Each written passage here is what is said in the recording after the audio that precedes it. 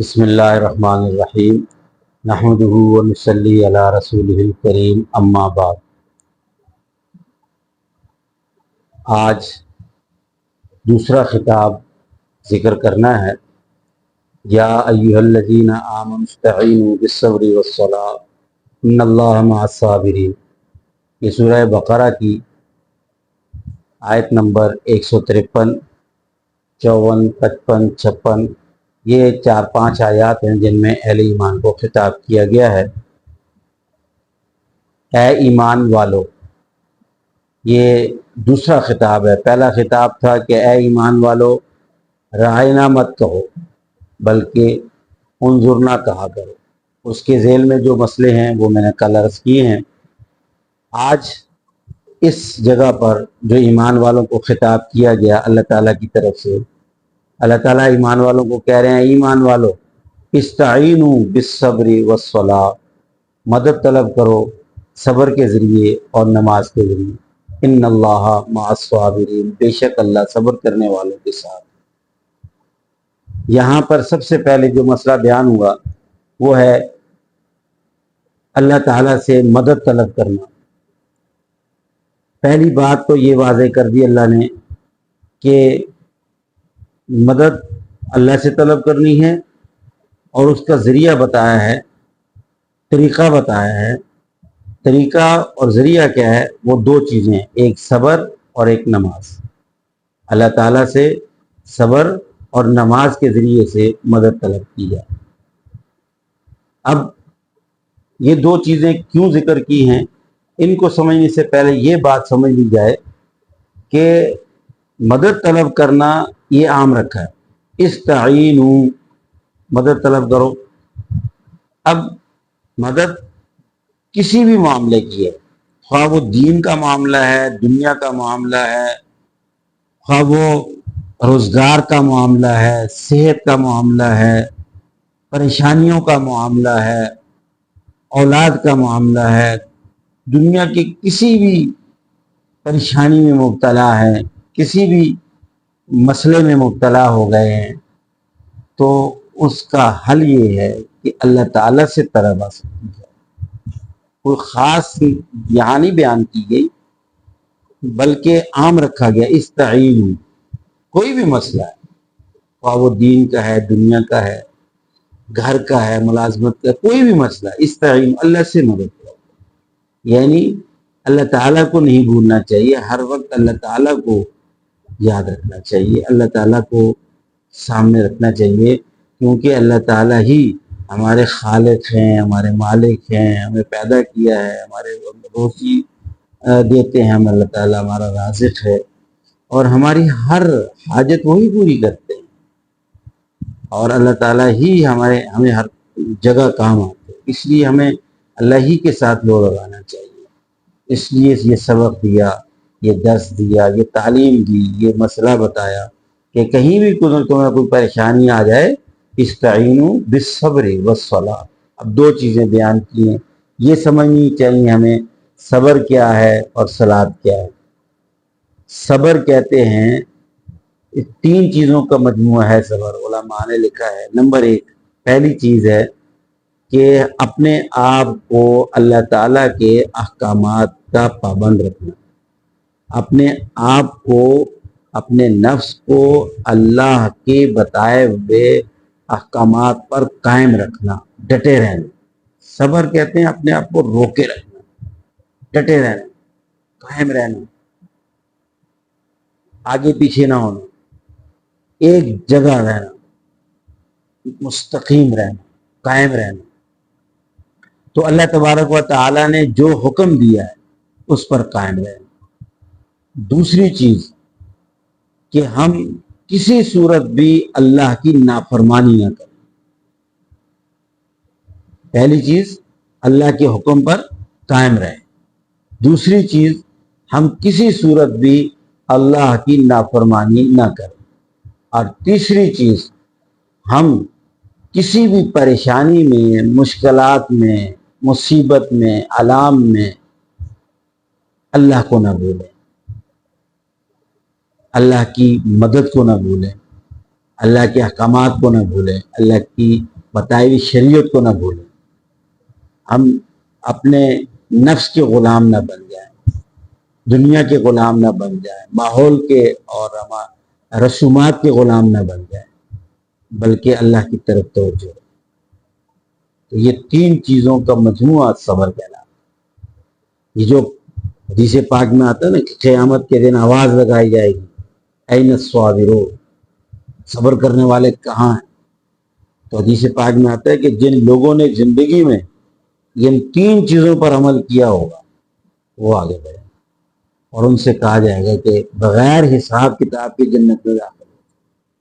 اور اسی کا ذکر قرآن میں بھی ہے، انما یوفی الصابرون اجرہم بغیر حساب، یہ صبر کرنے والے بغیر، یہ صبر کرنے والے ان کو اللہ تعالیٰ کی طرف سے جو اجر دیا جائے گا وہ بے حساب اجر دیا جائے گا، اجرہم بغیر حساب، بغیر کسی حساب و کتاب کے۔ یہ کہا جاتا ہے نا کہ جی اس پہ آپ کو اتنا اجر ملے گا اور اتنا اجر ملے گا اور اتنا اجر ملے گا۔ صبر وہ عبادت ہے جس کا کوئی حساب کتاب، اجر کا حساب کتاب ہے۔ تو یہ سمجھنی چاہیے بات، صبر کیا ہے۔ دیکھیں عام طور پہ لوگ یہی سمجھتے ہیں کہ جی اگر کوئی پریشانی آ گئی، مصیبت آ گئی، کوئی مر گیا یا تو جی وہ واویلا نہ کریں، روئے نہیں، چلائیں نہیں، یہ ایسی بات نہیں ہے، یہ صبر اس کو نہیں کہتے۔ رونا تو انسان کی فطرت ہے، ہاں واویلا کرنا یا لوگوں کو سنانا، سینہ کو بھی کرنا، سینہ پیٹنا، منہ پیٹنا، یہ چیزیں غلط ہیں، یہ صبر کے خلاف ہیں۔ لیکن صبر کے جو اصل معنی ہے یہ سمجھیے، اللہ کے احکامات پر قائم رہنا، اللہ تعالیٰ کی کسی قسم کی کوئی نافرمانی نہ کرنا، اور اپنے آپ کو ہر پریشانی میں، مشکل میں، مصیبت میں، علم میں اپنے آپ کو اللہ کے حکم کا پابند رکھنا، اللہ کو بھولنا نہیں، اللہ تعالیٰ کی طرف رجوع کرنا، اللہ تعالیٰ کی طرف اپنا دھیان رکھنا، اور کسی سے کوئی شکوہ اور شکایت نہ ہو، ایک اللہ سے شکوہ اور شکایت کرنا، یہ صبر کہلاتا ہے۔ جو اس طرح سے صبر کریں گے اللہ تعالیٰ ان کو بغیر حساب کتاب کی جنت میں داخل کریں گے۔ اور پھر اس کا فائدہ بھی بتایا، ان اللہ مع الصابرین، صبر کرنے والوں کے ساتھ اللہ ہو جاتے ہیں، اللہ اپنا ساتھ نصیب فرماتے ہیں۔ معیت کہتے ہیں ساتھ، اللہ تعالیٰ ایسا، یعنی جب اللہ ساتھ ہو جائیں تو پھر کسی چیز کی کیا ضرورت ہے۔ اس کا مطلب یہ ہوتا ہے اللہ ساتھ ہو گئے، مطلب یہ کہ جب بندہ قدم اٹھائے گا تو اس کے ساتھ اللہ ہے، پھر دنیا کی کوئی طاقت اس کو کوئی نقصان نہیں پہنچا سکتی۔ بندہ کوئی کام کرنے کے لیے آگے بڑھے گا، اس کے ساتھ اللہ ہے، پھر اب وہ دنیا کی کوئی طاقت اس کو برا نہیں کر سکتی، اس کے خلاف نہیں ہو سکتی، اس کو نقصان نہیں پہنچا سکتی۔ بندہ جب کسی چیز کا ارادہ کر لے گا تو اللہ ساتھ ہوگا، تو جس کے ساتھ اللہ ہو تو وہ تو ہزاروں کے لشکر آئے، اور یہاں کو بے سر و سمانی کے عالم میں چند 100 آدمی اللہ تعالیٰ نے جب کہہ دیا کہ میں ساتھ ہوں، تو اللہ تعالیٰ نے پھر وہ ہزاروں کو شکست دے دی، اور چند 100 جو ہے وہ فتح یاب ہو کر کے آ جاتے۔ اللہ تو وہ ہے نا جو بغیر ارادے کے، بغیر کسی اسباب کے اللہ نے زمین و آسمان بنا دیے۔ وہ تو کہتا ہے اذا اراد ان یقول له کن، میں جس چیز کا ارادہ کرتا ہوں اس کو کہتا ہوں ہو جا، فیکون، وہ چیز ہو جاتی ہے۔ وہ تو قدرتوں والی ذات ہے، اس لیے وہ جب ساتھ ہو گئی پھر تو کوئی مسئلہ ہی نہیں رہا۔ تو یہ یاد رکھیے گا، اگر ہم اس کے حکم پر پابند رہیں گے، اس کی نافرمانی سے بچیں گے، اور اپنے آپ کو ہر وقت اس کی طرف متوجہ رکھیں گے، یہ 3 چیزیں اگر ہمارے اندر پائی جائیں گی تو یہ صبر ہے، اور اس کا نتیجہ، اس کا اجر، اس کا اللہ تعالیٰ کی طرف سے صلہ، معیت، اللہ کا ساتھ۔ جب اس کا ساتھ ہو گیا تو پھر میں کہتا ہوں کہ پھر تو مانگنے کی ضرورت نہیں پیش آتی، پھر تو ہم اللہ تعالیٰ سے مانگے گی نہیں، بغیر مانگے بھی اللہ ہماری مدد کرتا رہے گا۔ اور دوسری بات جو کہی ہے، نماز تو تمام عبادتوں کی جڑ ہے، جان ہے۔ نماز وہ اللہ کے نبی صلی اللہ علیہ وسلم فرمایا صلاۃ عماد الدین، وہ تو دین کا ستون ہے، پلر ہے. من قامہا فاقام الدین، جس نے اس کو قائم کیا اس نے سارا دین قائم کیا. من ہدمہا فہدم الدین، جس نے اس کو گرا دیا اس نے پورا دین ہی گرا دیا. لیکن یاد رکھیے گا کہ نماز کے ذریعے اللہ مدد کرتے ہیں، یہ تو پکی ٹھکی بات. جس نے جب بھی کوئی بھی حاجت ہوئی اس نماز 2 رکعت پڑھی، حج صلاۃ الحاجت، اور اللہ کے سامنے ہاتھ اٹھائے، اللہ ضرور پوری کرے. لیکن یہ یاد رکھیے گا نماز وہ ہو جو حضرت محمد صلی اللہ علیہ وسلم نے ہمیں سکھائی، جس نماز کے بارے میں قرآن نے کہا ہے قد افلح المؤمنون الذین هم فی صلاتہم خاشعون. نمازوں میں خشوع ہوگا کامیابی ہے، یعنی پھر اللہ کی طرف سے مدد ہے. لیکن دوسری جگہ یاد رکھیے گا، دوسری جگہ کہا کہ ارائیت الذی یکذب بالدین فذلک الذی یدع الیتیم ولا یحض علی طعام المسکین الذین هم عن صلاتہم ساہون. سوری، فویل للمصلین، غلط پڑھ دی اسے، فویل للمصلین، بربادی ہے ان نمازیوں کے لیے الذین هم عن صلاتہم ساہون، جو اپنی نمازوں میں تساہل برتتے ہیں. ایک جگہ کہا کہ کامیابی ہے نمازیوں کے لیے، اور ایک جگہ کہا کہ ناکامی ہے نمازیوں کے لیے، بربادی ہے. اس کا مطلب کیا ہوا کہ نماز اگر صحیح ہوگی تو کامیابی، نماز غلط ہے تو ناکامی ہے. اس لیے حدیث پاک میں آتا ہے نا کہ اللہ کے نبی صلی اللہ علیہ وسلم فرمایا کہ نماز جو صحیح طریقے سے نہیں پڑھتے ان کی نماز ایک میلے کچیلے اور کالے کپڑے میں لپیٹ کر کے ان کے منہ پہ ماری جاتی ہے، اور کہا جاتا ہے انہوں نماز بد دعا دیتی ہے، بد دعا دیتی جاتی ہے، کہتی ہے کہ اللہ تجھے بھی صرف ایسے برباد کرے جیسے تو نے مجھے برباد کیا ہے. یہ سمجھنے کی بات ہے. آج نماز ہم پڑھتے ہیں، وضو کرتے ہیں تو ہمیں وضو صحیح طریقے سے کرنا چاہیے، کھڑے ہوتے ہیں صحیح طریقے سے، توجہ سے، دھیان سے، ہاتھ رکن اچھے طریقے سے ادا کریں، نماز کو سیکھیں. یہ نماز ایسی چیز ہے کہ جب بندہ نماز پڑھتا ہے تو اللہ کے انتہائی قریب ہو جاتا ہے.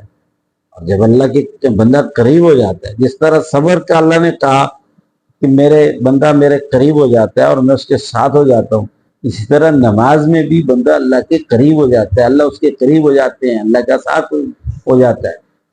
اور اللہ بہت محبت کرتے ہیں جو نماز پڑھتے. جب نماز پڑھ کے ہاتھ اٹھائیں گے تو اللہ رد نہیں کریں گے، لیکن نماز سے یہ یاد رکھیے جی، 2 چیزیں بتائی ہیں، اللہ ضرور مدد کرتے ہیں، اور ہر چیز میں، ہر پریشانی میں، ہر مشکل میں، ہر کام ہمارا ہو جائے گا. پکی بات ہے، ہر کام ہوگا. اور یہ تو تجربے کی بات ہے. ایسے لوگ گزرے ہیں، اب بھی ہیں الحمدللہ، ایسے لوگ جو نماز پڑھتے ہیں، صبر کرتے ہیں، اپنی زندگی کو صحیح رخ پہ چلا رہے ہیں. تو یوں ہاتھ اٹھاتے ہیں، اللہ تعالیٰ ان کی ہاتھوں کو رد نہیں کرتے، ان کی دعا کو رد نہیں کرتے، ضرور مدد کرتے. تو اے ایمان والو، یہ اللہ نے ہمیں بڑے پیار سے خطاب کیا، اے ایمان والو مدد مانگو صبر کے ذریعے اور نماز کے. تو لہٰذا ہمیں چاہیے کہ ہم ان دونوں چیزوں کو اپنائیں، اپنے آپ کو اللہ کے احکامات کا پابند بنائیں، اور جن چیزوں سے اللہ نے ہمیں روکا ہے، منع کیا ہے، ان سے باز آ جائیں، اپنا دھیان توجہ اللہ کی طرف لگائیں، اور اس کے ساتھ ساتھ نماز کا اپنے آپ کو پابند بنائیں.